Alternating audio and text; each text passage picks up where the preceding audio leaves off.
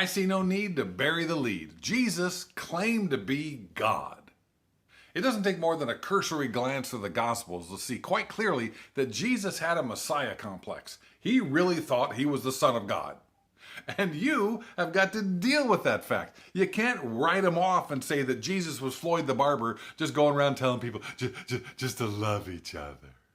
If that's all he did and all he was, I doubt if you'd find too many people willing to die for him. Jesus very clearly laid out who he was, who he said God was, and what we have to do to have a relationship with both him and his Father. But now we come to the crux of the matter. Did Jesus really come back from the dead? It's unbelievable to be sure, but from all accounts, it actually happened, which leaves us with a very inconvenient truth.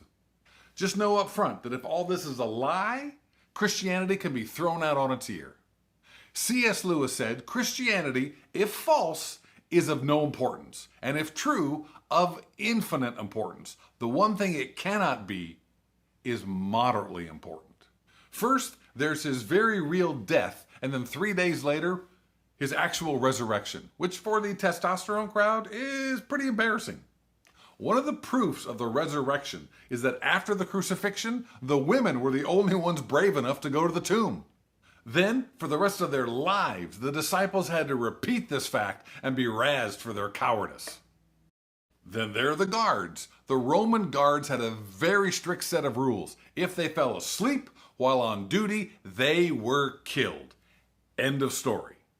Yet somehow, after telling their superiors what happened, how a dead person of interest escaped from a grave right under their noses, they were somehow left off the hook.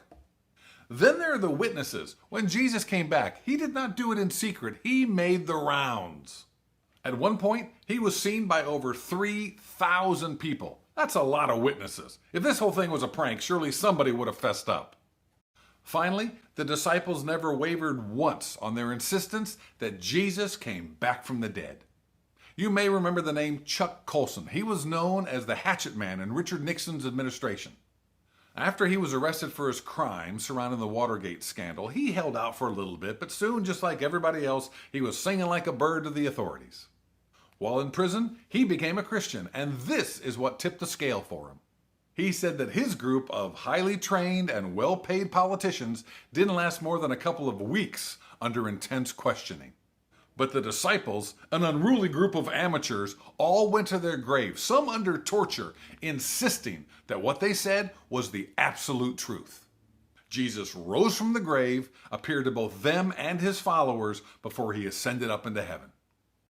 There are mountains of historical facts surrounding this one event. It was not a rumor that grew over time. It was not wishful thinking. This was a recorded event in human history that, if true, is way more important than your latest stock report or whether or not your favorite rock star is up for a People's Choice Award. You owe it to yourself to take a deep dive into the life of this person who claims to be God. Next week, we ask, why didn't Jesus just come today?